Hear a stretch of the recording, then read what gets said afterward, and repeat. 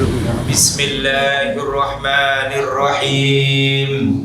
Assalamualaikum warahmatullahi wabarakatuh.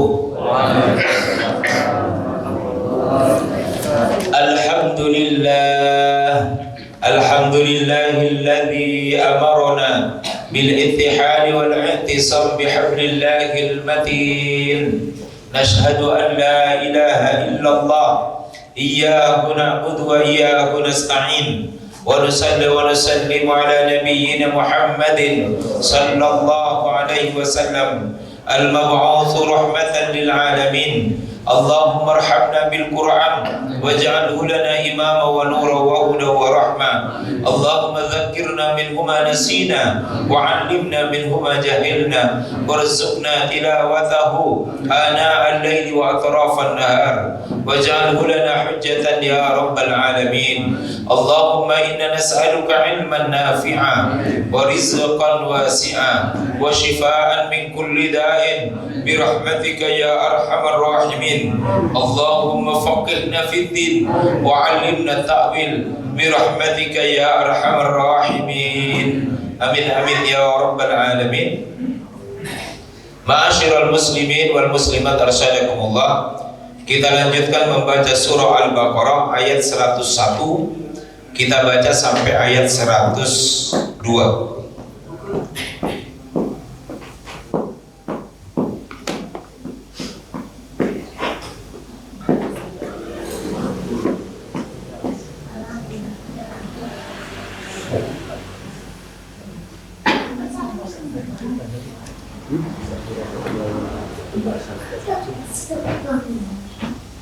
Surah Al-Baqarah ayat 101 sampai ayat 102. Makna tafsirnya nanti naik dari 99. A'udzu billahi minasy syaithanir rajim.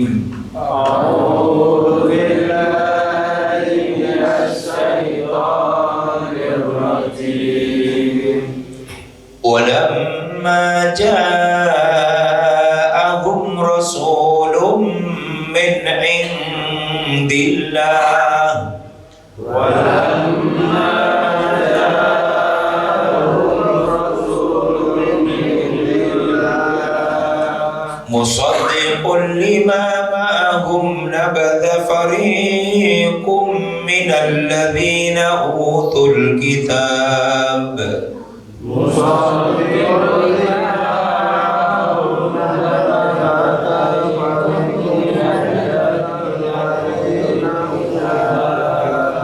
Kitab Allahi wara'a zuhurihim.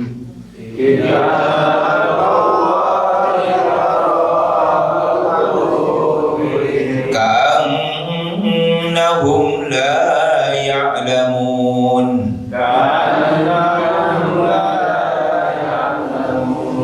Wattaba'u ma tatlu asy-syayatin 'ala mulki Sulaiman.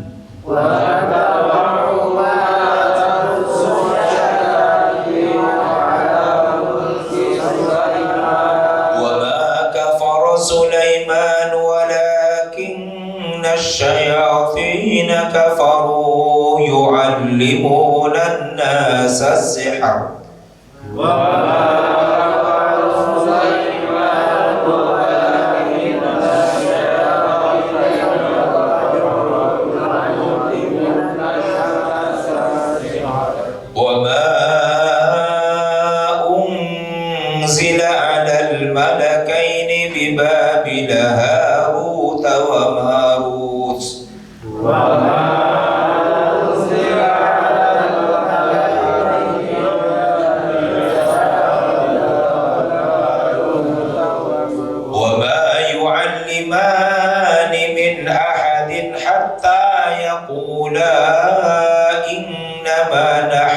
Fitnatun fala takfur.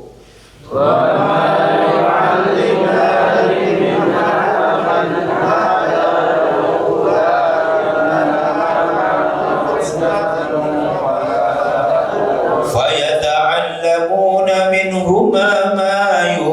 يفرقون به بين المرء وزوجه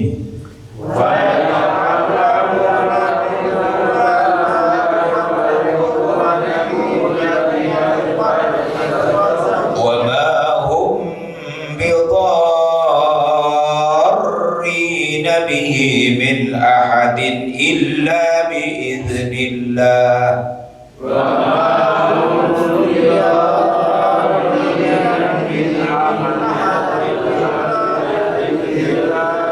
ويتعلمون ما يضرهم ولا ينفعهم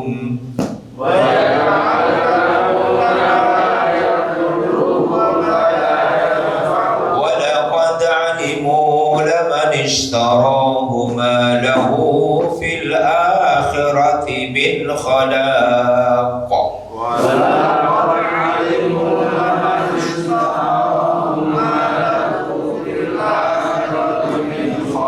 ولبئس ما شروا به أنفسهم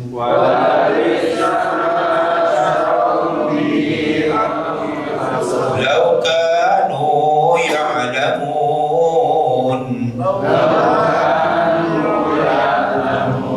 walamma dan ketika ja'ahum datang kepada mereka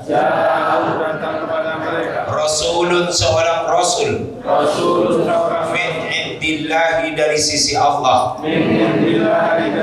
musaddiqun membenarkan lima ma'ahum apa yang berada pada mereka nabadha mengingkari fariqun sebagian minal ladina dari orang-orang utul kitabi yang diberikan Alkitab kitab Allahi kitab Allah wara'a di belakang tuhurihim punggung-punggung mereka ka'annahum seakan-akan mereka la ya'lamuna tidak mengetahuinya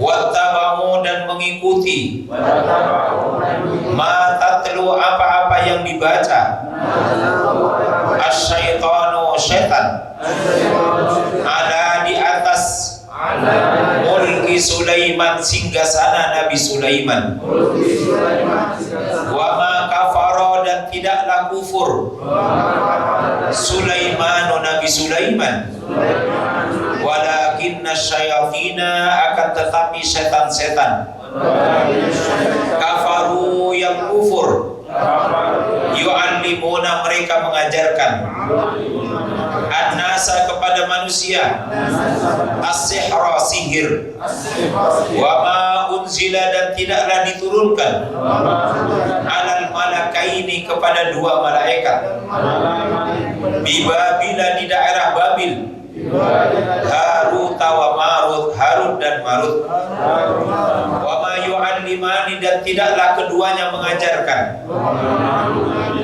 min ahadin dari salah seorang hatta yaqula sehingga keduanya mengatakan innama sesungguhnya nahnu fitnatun kami adalah fitnah fala takfur janganlah engkau ingkar fayata'allamuna maka mereka mempelajari minhuma dari keduanya ma yufarriquna bihi apa-apa yang memisahkan dengannya bainal mar'i di antara laki-laki wa zawjihi dan istrinya wa ma hum dan tidaklah mereka bidarrina bihi memberikan madarat dengannya min ahadin dari seorang pun illa biiznillah kecuali dengan izin Allah wa yata'allamu dan mereka mempelajari ma yadurruhum apa-apa yang memudaratkan mereka wala yanfa'um dan tidak memberi manfaat kepada mereka laqad alimu dan sungguh-sungguh mereka telah mengetahui laman ishtara bagi siapa yang menukar ma lahu apa-apa baginya fil akhirat akhirat. Min khalaqin, dari bagiannya. Wala bi'sama, dan sungguh buruk perbuatan. Syarau bihi, yang menukarkan dengannya. Anfusahum, jiwa-jiwa mereka. Laukanu, jika mereka ya'lamuna, mengetahui. Bapak Ibu sekalian yang dimuliakan Allah Subhanahu wa taala, jadi minggu yang lalu orang-orang Yahudi itu sudah berjanji kepada Rasulullah kalau bisa menjawab 3 rahasia yang hanya diketahui oleh orang-orang yang dekat dengan agama Yahudi, maka mereka akan masuk Islam. Dan 3 pertanyaan itu semuanya bisa dijawab oleh Rasulullah Sallallahu Alaihi Wasallam dengan benar.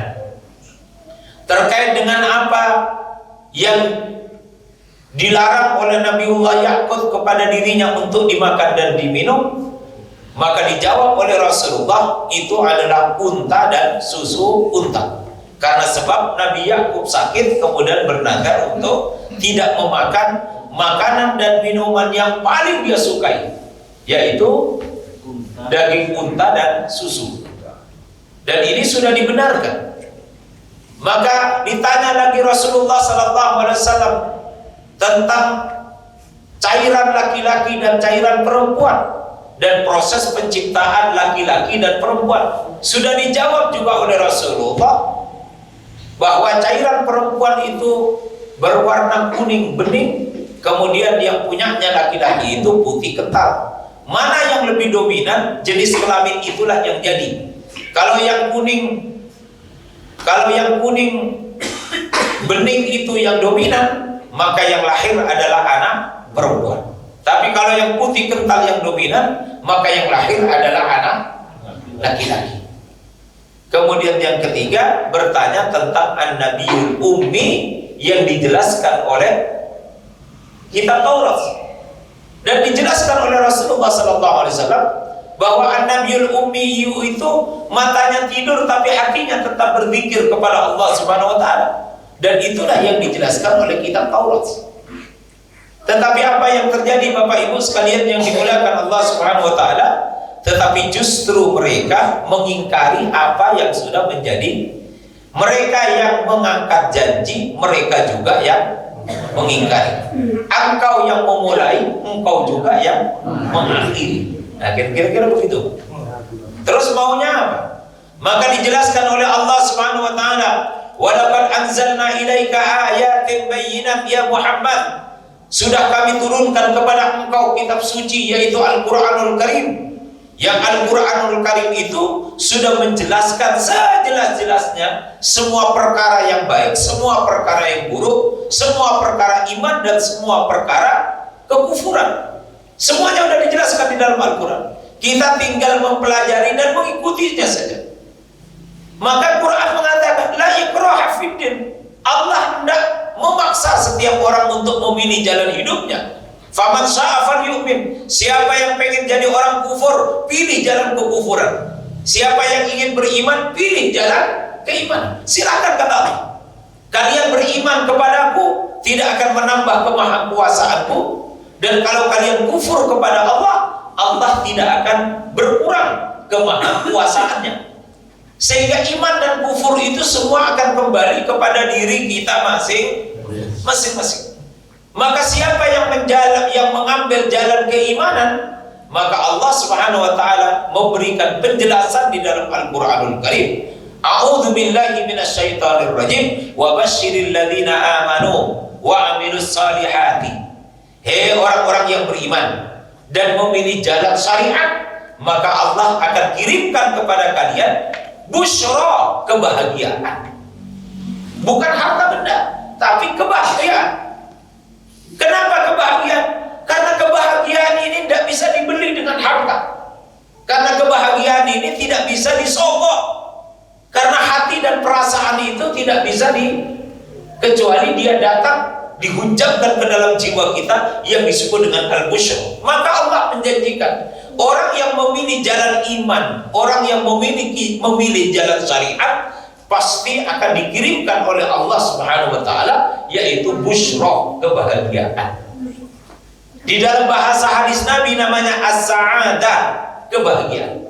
Punya istri-istri yang mendatangkan kebahagiaan, punya suami-suami yang mendatangkan kebahagiaan, punya anak-anak yang mendatangkan apa? Kebahagiaan. Kalau pilihannya jalan keimanan dan syariatnya, pasti bisa diselesaikan. Masalah seberat apapun suami istri, kalau diselesaikan pakai Quran dan Sunnah, pasti selesai. Tapi kalau masalah di antara suami istri yang dipakai adalah hawa nafsu, anania, egoisme pribadi, maka pasti hancur. Tapi kalau kembali ke Quran, insya Allah selesai. Istrinya bahagia, suaminya bahagia. Bapak Ibu sekalian yang dimuliakan Allah Subhanahu wa Ta'ala, siapa suami yang saleh? Yang dijamin oleh Allah Subhanahu wa Ta'ala selamat hidupnya di dunia dan selamat hidupnya di akhirat. Siapa mereka? Mereka yang memperlakukan istrinya dengan cara yang baik. Bil ma'rufi. Ma'ruf itu artinya menghadirkan kebahagiaan, kenyamanan kepada pasangan dari sudut pandang pasangan, bukan dari sudut pandang suami. Suaminya senang duren, maka oleh-olehnya duren. Ternyata istrinya alergi duren, mencium baunya saja langsung muntah. Maka seharusnya dia pulang tidak bawa duren. Kalau dia bawa duren, berarti yang mau dihadirkan kebahagiaan dirinya sendiri. Tetapi wa'ashiruhunna bil ma'ruf, pergaulilah istrimu itu dengan cara yang ma'ruf. Itu maknanya istri saya senangnya apa? Oh, ternyata senangnya rambutan. Maka dari manapun kita pergi lalu pulang ke rumah, oleh-olehnya apa? Rambutan. Walaupun kita tidak suka rambutan, kita tidak suka rambutan, tapi istri saya suka rambutan, maka tetap yang dibawa apa? Duren apa rambutan, Pak? Rambutan. Itu namanya wa'ashiruhunna bil ma'ruf. Itu kata Quran dan Sunnah. Sehingga laki-laki harus mencari tuh sisi yang menyebabkan istri kita bahagia itu apa? Nah, itu yang dihadirkan. Kalau keluar kota istri saya misalnya suka tengkleng, nah oleh-olehnya tengkleng. Kalau istri saya senangnya seblak, oleh-olehnya seblak. Itu namanya wa'ashiruhunna bil ma'ruf, kata syariat. Sehingga laki-laki yang paham dengan syariat, dia selalu ingin menghadirkan apa-apa yang bisa menjadikan istrinya itu apa? Bahagia. Itu namanya wa'ashiruhunna bil ma'ruf. Maka sebaliknya, seorang istri yang salehah dikatakan oleh Rasulullah, idza nadartaha sarratka. Hei para laki-laki, kalau kamu pandang istrimu kemudian menimbulkan bunga-bunga bahagia di dalam hati, maka berarti menurut bahasa agama istrimu itu istri yang salehah. Sehingga setiap istri selalu tiap hari berdandan. Gimana caranya suaminya memandang saya? Dia berbunga-bunga bahagia. Kan begitu toh, Pak? Nah, maka bapak-bapak mandang istri tiap hari bahagia apa tidak, Pak? Bahagia apa tidak? Jadi kalau para istri ngaku istri yang solehah, itu tidak direken, Pak. Istri jenengan itu solehah karena jenengan merasakan. Rasa itu tidak iso dibohongi. Rasa itu, zauk itu tidak bisa dibohongi. Kalau bapak-bapak memandang istri berbunga-bunga bahagia, rasanya kerasan di dalam rumah, rasanya tidak pengen pergi-pergi dari rumah karena memandang istrinya bahagia, nah itu namanya istri solehah. Pertanyaannya, bapak-bapak mandang istri di rumah bahagia apa enggak? Ya, tapi lucu.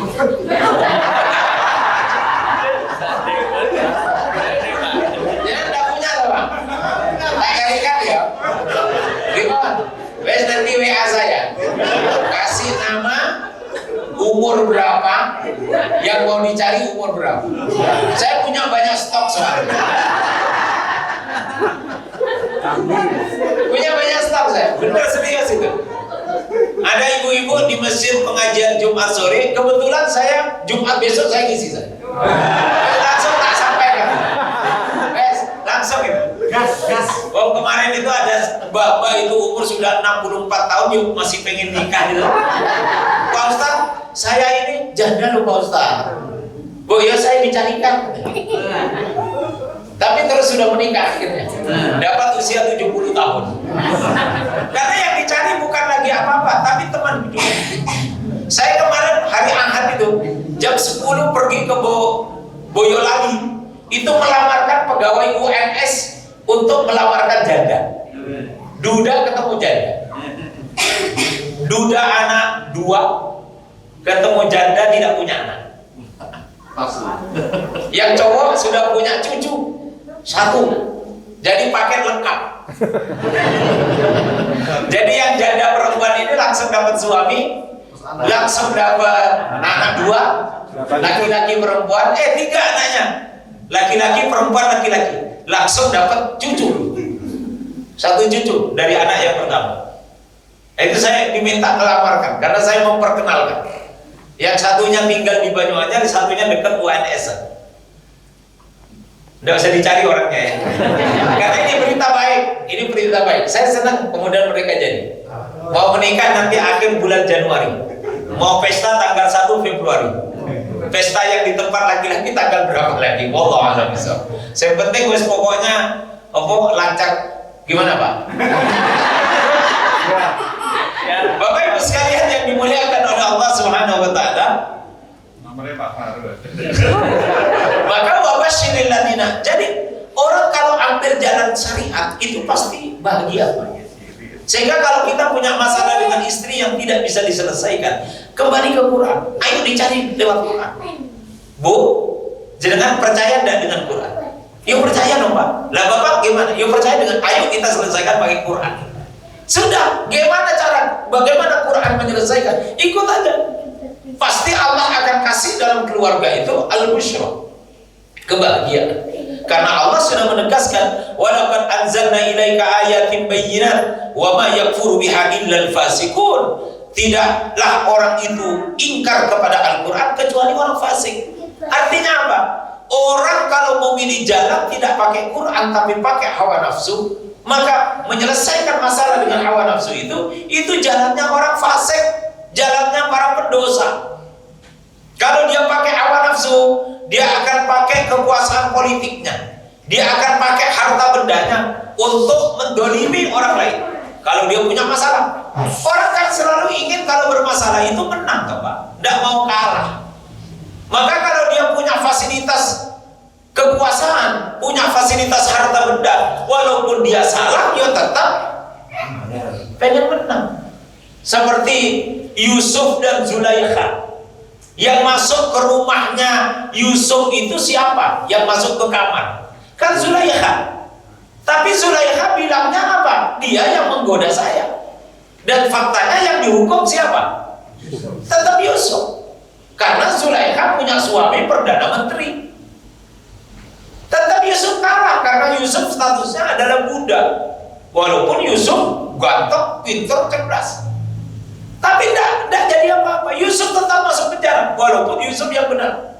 Itu kalau orang menyelesaikan masalah dengan menggunakan hawa nafsu. Tapi kalau menggunakan Al-Qur'anul Karim, maka yang menang dan yang kalah akan dimuliakan oleh Allah Subhanahu wa taala. Yang salah mengakui salah, minta maaf, dia mulia di hadapan Allah.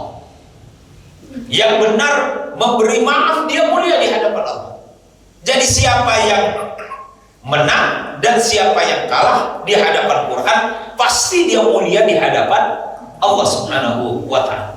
Karena manusia yang sempurna di hadapan Allah bukan manusia yang tidak pernah berbuat salah, tetapi manusia yang ketika dia berbuat salah mengakui kesalahannya dan mau bertobat dan mau berubah. Itulah manusia yang sempurna di hadapan Allah. Bapak Ibu sekalian yang dimuliakan Allah Subhanahu wa taala, aw kullama ahadu ahdan nabadahu fariqum minhum. Maka ketika orang-orang Yahudi itu berjanji dengan suatu janji seperti yang mereka katakan kepada Rasulullah, nabadahu fariqum minhum. Maka janji itu dia lemparkan ke selokan, tidak dipegangi, langsung diingkari oleh dia. Nah, itulah orang-orang yang fasik. Bal aktsaruhum la yu'minun, bahkan kebanyakan mereka melempar imannya ke selokan. Jadi orang yang hari ini berjanji tetapi besoknya dia mengingkari, itu sama dengan orang yang melemparkan janjinya itu ke selokan. Kehilangan keimanan mereka itu. Na'udzubillahi min. Maka Rasulullah SAW itu menyampaikan di dalam sabdanya, "Ma min 'abdin yastar'ihillah ra'iyatan." Tidaklah seorang hamba diberikan mandat oleh Allah untuk menjadi pemimpin, mau pemimpin negara maupun pemimpin kelompok tertentu. Yamutu yauma yamutu, dia meninggal pada hari di mana dia meninggal, wa huwa ghashan, dalam keadaan dia pernah berbohong tapi belum sempat bertaubat, illa haramallahu alaihi jannah, kecuali pasti Allah mengharamkan pada orang itu masuk surga. Ngeri Bapak. Jadi bupati itu ngeri Pak. Jadi camat itu ngeri. Berbohong dia dengan amanahnya itu, lalu dia meninggal belum sempat bertaubat, belum sempat diganti, haramallahu alaihi jannah, Allah akan haramkan orang itu masuk surga. Maka di zaman Khulafaur Rasyidin, ketika tampuk kekuasaan itu kosong, tidak ada yang mau nyalonkan diri. Diminta pun tidak mau, kecuali dipaksa-paksa, baru dia mau. Loh kenapa? Resikonya berat. Kalau sampai dia memimpin, tidak meratakan kesejahteraan kepada rakyatnya. Kalau dia makan tengkleng, rakyatnya harus makan tengkleng. Itu filosofinya kepemimpinan di dalam konsep Islam. Maka ada banyak sahabat tidak mau jadi pemimpin. Tidak mau, kamu saja. Enggak, kamu saja. Kamu saja, kamu saja. Di Darun Nadwah itu tunjuk-tunjuk, kamu aja. Enggak, kamu aja. Kamu saja. Hanya Umar melihat kemudian, wah ini kalau begini terus enggak ada yang memimpin. Langsung dia pegang tangannya Abu Bakar, dia angkat. Apa Umar? Angkat. Saya berbayar. Abu Bakar As-Siddiq yang paling pantas untuk menggantikan Rasulullah setelah sudah saling tunjuk menunjuk. Akhirnya semua orang pun angkat tangan. Saya setuju, saya bayar, saya bayar. Baru setelah dipaksa seperti itu, Abu Bakar mau jadi khalifah. Sama juga dengan ketika Umar bin Khattab, ketika Utsman bin Affan, ketika Ali bin Abi Thalib. Karena jadi pemimpin itu berat. Kalau dia meninggal dalam keadaan selama dia mengemban kepemimpinannya itu pernah berbohong, salah satunya tidak mensejahterakan rakyatnya, tidak berlemah lembut kepada rakyatnya, atau dia memanipulasi ketika dia memimpin dan kemudian dia meninggal sebelum dia bertaubat, sebelum dia menyelesaikan urusan itu dengan baik, illa haramallahu alaihimul jannah, kecuali pasti Allah akan mengharamkan orang itu masuk surga. Maka saya sarankan bapak-bapak, ibu-ibu, tidak usah nyalon jadi presiden. Biarkan Pak Prabowo saja yang jadi presiden. Jangan, tidak usah. Resikonya terlalu berat. Tapi anehnya sekarang itu diburu ya Pak. Banyak orang rebutan pengen ngambil itu. Padahal resikonya kalau baca hadis itu berat, betul-betul berat. Bapak Ibu sekalian, walamma ja'ahum rasulun min indillah, maka dikirimlah kepada mereka seorang rasul yang membenarkan kitab suci mereka. Tidak ada konfrontasi Al-Quran dengan Taurat, tidak ada konfrontasi Al-Quran dengan Injil, tidak ada. Quran itu membenarkan apa yang disampaikan di dalam kitab Taurat dan apa yang disampaikan di dalam kitab Injil, tetapi syariatnya disempurnakan oleh Al-Quranul Karim. Yang dulu daging unta diharamkan, susu unta diharamkan, dengan datangnya Al-Quran menjadi dihalalkan. Apa yang keliru dengan Al-Quran? Tetapi apa yang terjadi?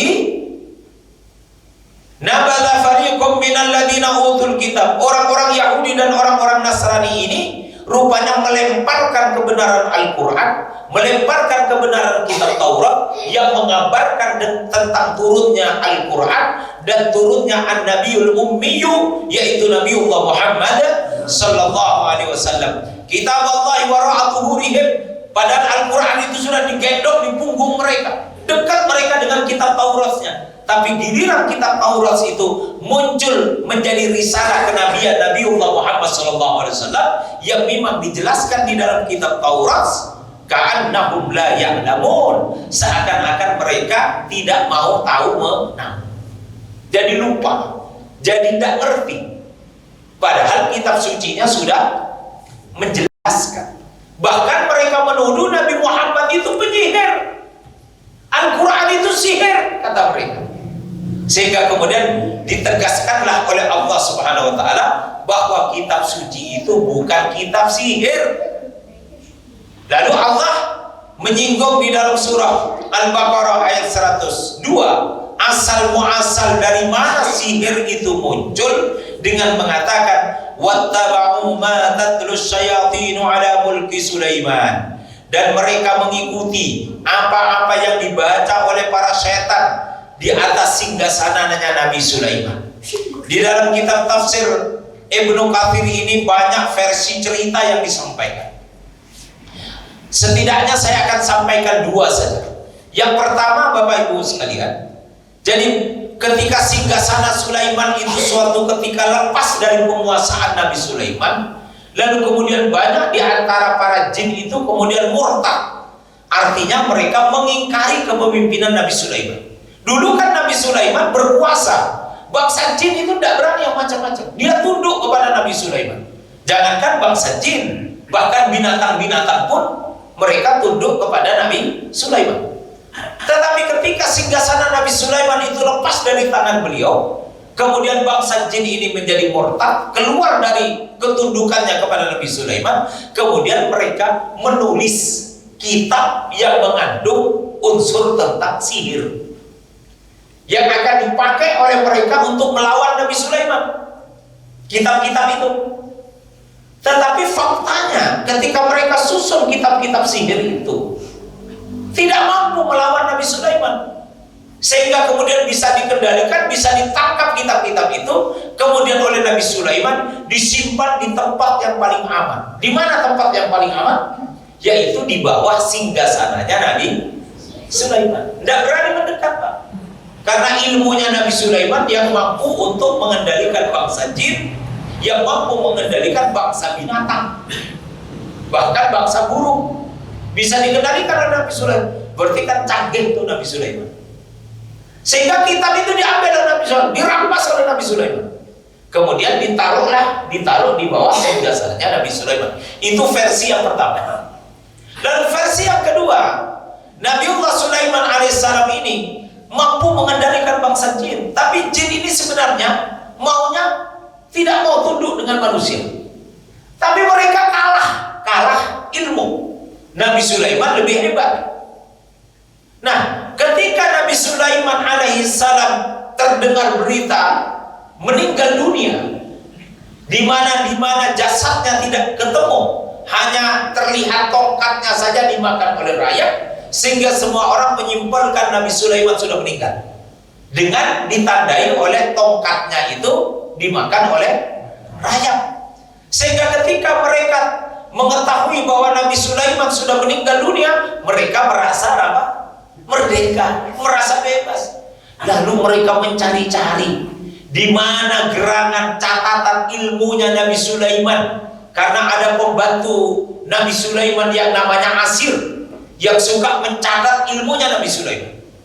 Rupanya ilmu itu disimpan di bawah singgasana. Maka diambillah oleh setan, oleh bangsa jin. Lalu setiap untayan kata di dalam ilmunya Nabi Sulaiman itu dia masukkan 50 kata yang mengandung unsur sihir. Jadi dikombinasi antara ilmunya Nabi Sulaiman dengan ilmu sihirnya bangsa jin.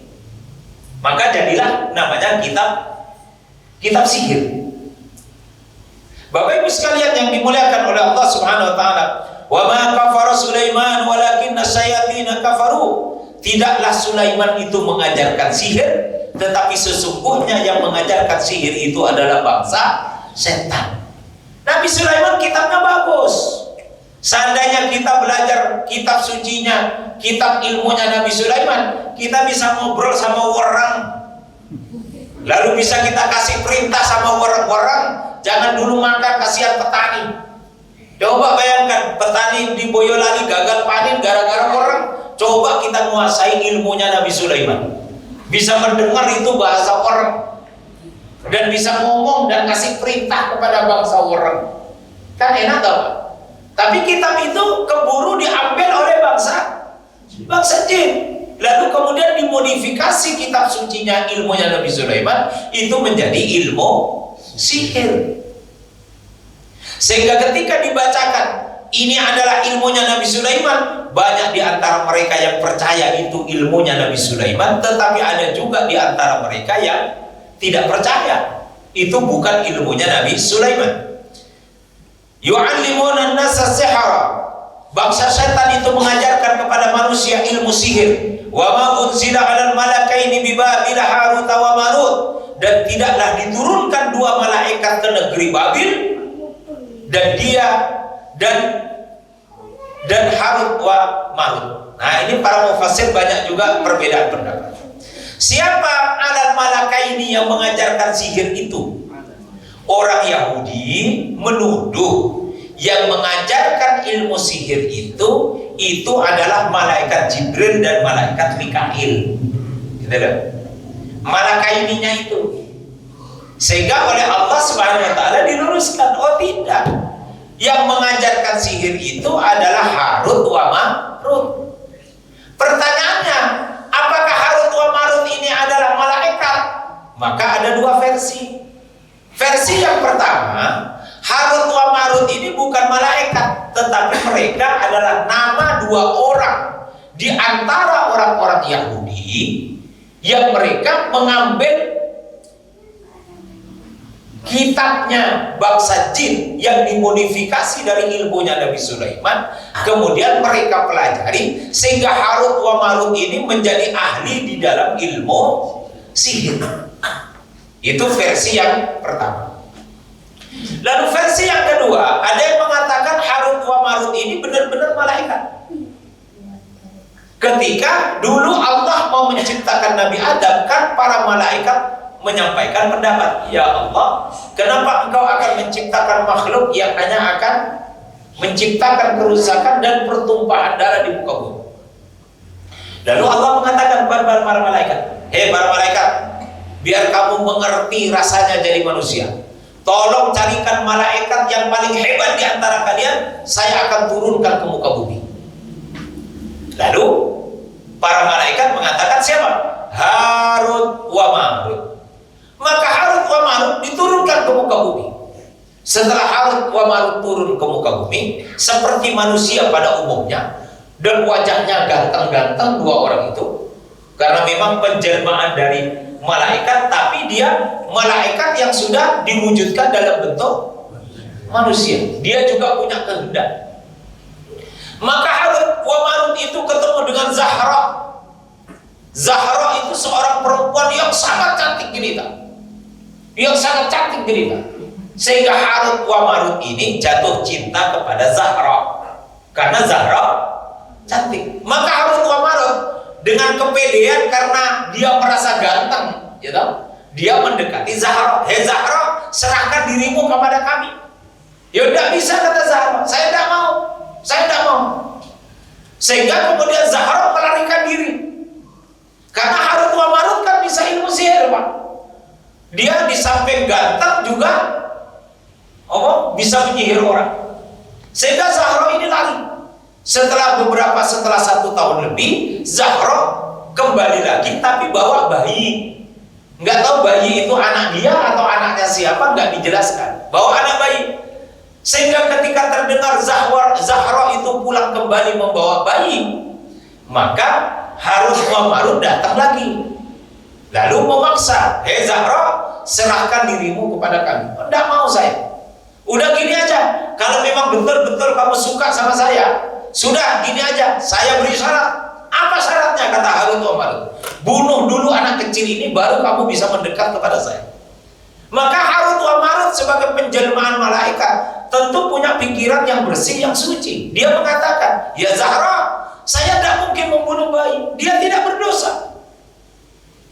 Sehingga akhirnya ketika si dua malaikat ini tidak mau membunuh si bayi, kemudian si Zahra membawa satu bejana yang berisi khamr. Ya sudah, gini aja, kalau kamu senang sama saya dan kamu tidak mau membunuh bayi ini, sudah gini aja, kamu minum saja khamr ini. Dan akhirnya si Harut wa Marut itu berpikir, kalau saya membunuh anak kecil itu tentu menyakiti orang. Kalau saya perkosa tentu akan menyakiti orang. Akhirnya diminum. Setelah diminum, apa yang terjadi? Dikerjakan semuanya. Dibunuhlah bayi itu. Mohon maaf, kemudian dia berbuat maksiat dengan Zahra. Setelah selesai, Zahra mengatakan, kamu itu lebih kejam dari siapapun. Katanya kamu tidak mau ini, tidak mau itu. Tak taunya semuanya malah gitu, dilakukan semuanya. Oleh karena itulah Bapak Ibu sekalian yang dimuliakan Allah Subhanahu wa taala, wa ma yu'allimani min ahadin hatta yaqula innama nahnu fitratun fala takfur. Maka Harut wa Marut ini menjadi ujian, karena setiap kali dia akan mengajarkan ilmu sihirnya, dia mengatakan innama nahnu fitnatun fala takfur. Kamu jangan belajar sihir. Sihir itu ilmu yang mengandung unsur fitnah, dan itu mengandung unsur kekufuran. Fala takfur, kamu jangan berbuat kufur. Maksudnya jangan belajar sihir. Jangan belajar sihir. Fayata'allamuna minhuma ma yufarriquna bihi bainal mar'i wa zawji. Tapi namanya manusia sudah dilarang jangan belajar sihir, malah belajar sihir. Tidak boleh malah. Maka sekarang ada marketing tuh. Jangan tengok kiri, khawatir nanti tertarik. Ya toh? Di pinggir-pinggir jalan itu. Jangan tengok kiri, malah kita tengok kiri. Nah itu pikiran kita begitu. Disuruh jangan malah penasaran. Kan kira-kira begitu. Fayata'allamuna minhuma ma yufarriquna bainal mar'i wa zawji. Maka belajarlah mereka kepada keduanya ilmu sihir. Dan ilmu sihir paling dasar itu adalah ilmu yang digunakan untuk menghancurkan keluarga. Itu ilmu sihir. Membuat cinta kasih suami istri menjadi retak, menjadi perkelahian. Atau orang yang membenci menjadi cinta, yang cinta menjadi benci. Itu sihir. Nah, Bapak Ibu sekalian yang dimuliakan Allah Subhanahu wa taala. Jadi kalau ada, mohon maaf ini Bapak Ibu sekalian, jenengan punya suami, dulu ketika awal-awal mau menikah, si laki-laki itu buru-buru si perempuan,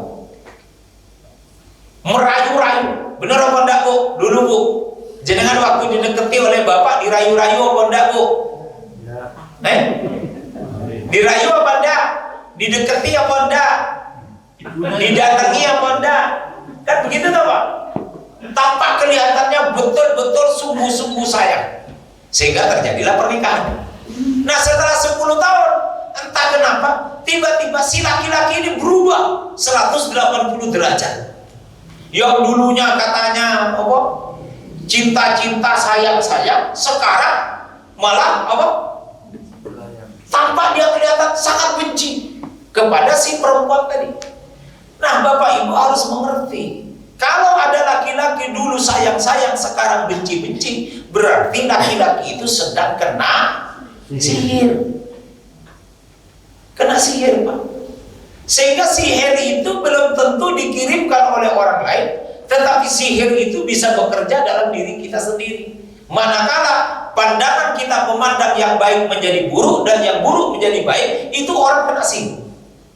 Nanti itu akan kita fahami bersama ketika Fir'aun dengan Nabi Musa. Jadi sihir itu maknanya merubah cara pandang orang, sesuatu yang baik menjadi buruk, sesuatu yang buruk menjadi baik. Nah itu sihir Pak. Dan sihir itu bisa dikirim oleh pihak ketiga, oleh sesama manusia. Tetapi sihir bisa dikirim oleh makhluk yang tak terlihat, yaitu bangsa jin. Bangsa jin yang langsung mengirim kepada tubuh kita, atau dikirim oleh manusia yang bekerja sama dengan bangsa jin. Karena ternyata Bapak Ibu sekalian, kenapa sihir ini dibuat oleh bangsa jin? jin tidak mampu menaklukkan Nabi Sulaiman. Maka jin tidak bisa menyentuh untuk menyakiti manusia, tidak bisa. Jin tidak bisa nempelin kita, tidak bisa. Tidak bisa. Nendang kita, tidak bisa. Karena jin punya keterbatasan untuk melawan manusia. Maka jin membuat ilmu namanya ilmu sihir. Karena ilmu sihir ini bisa dipakai oleh bangsa jin untuk memperalat manusia yang lainnya, untuk melawan manusia yang lainnya. Maka dengan ilmu sihir inilah lalu kemudian jin punya perwakilan di muka bumi yang tampak terlihat oleh mata kita, yaitu manusia yang belajar ilmu sihir. Bisa dipahami apa enggak? Dukun. Yo, bisa dukun, bisa bukan dukun. Siapa contohnya? Sudah jelas yang namanya babi itu haram.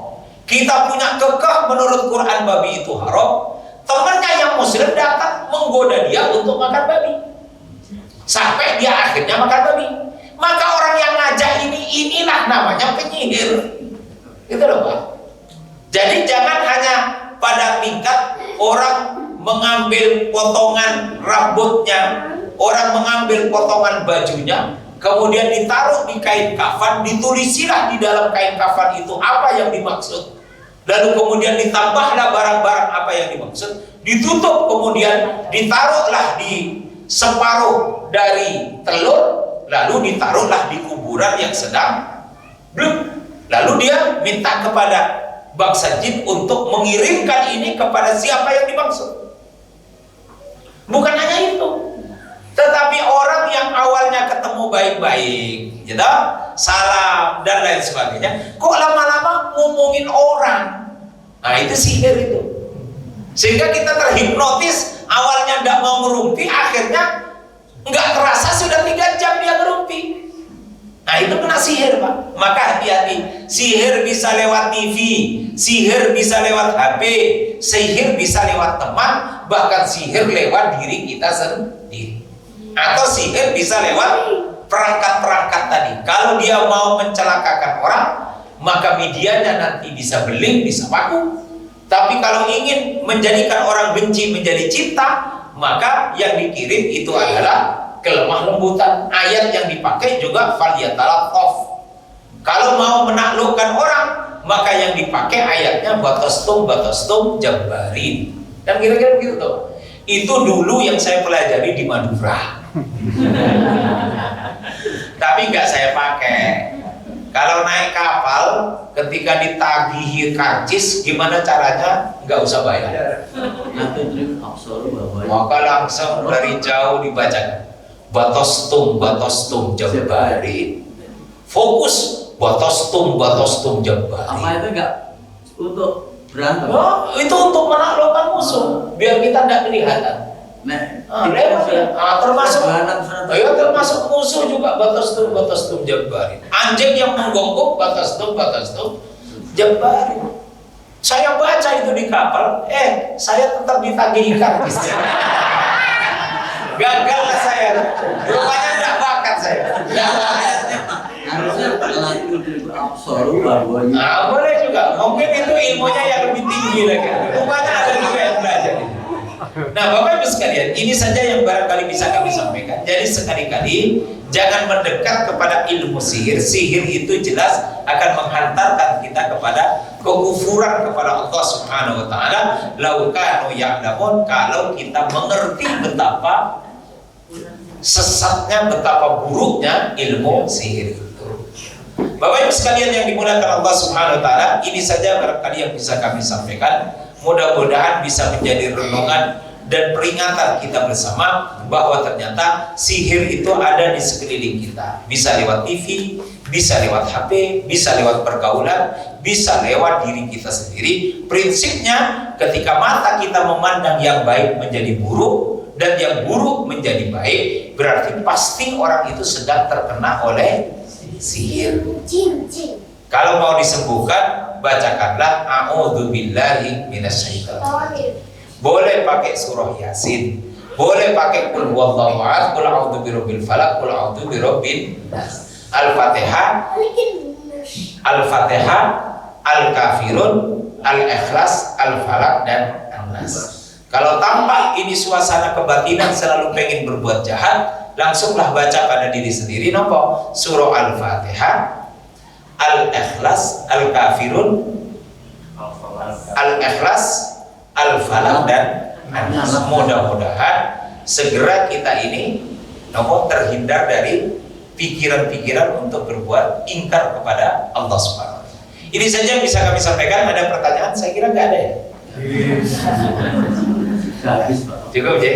A'udzubillahi minasyaitonirrajim. Bismillahirrahmanirrahim. Hamdan syakirin, hamdan na'imin, hamdan yuwafi ni'amahu wa yukafi mazidah. Rabbana lakal hamdu kama yanbaghi li jalali wajhikal karim wa 'azimi sultanik. Bi rahmatika ya arhamar rahimin. Allahumma rabbana la tuzigh qulubana ba'da idh hadaitana wa hab lana min ladunka rahmah innaka antal wahhab. Bi rahmatika ya arhamar rahimin. Allahumma ij'al jam'ana hadza jam'an marhuma wa tafarruqana min ba'di hadza tafarruqan ma'suma bi rahmatika ya arhamar rahimin. Allahumma rabbana atina fid dunya hasanah wa fil akhirati hasanah wa qina adzaban nar wa qina adzaban nar wa qina adzaban nar wa adkhilna al jannata ma'al abrar ya azizu ya ghaffar bi rahmatika ya arhamar rahimin. Subhana rabbika rabbil izzati amma yasifun wa salamun alal mursalin walhamdulillahi rabbil alamin. Amin amin ya rabbal alamin. Demikian yang bisa kami sampaikan, kurang lebihnya mohon maaf. Billahi taufiq wal hidayah. Wassalamualaikum warahmatullahi wabarakatuh.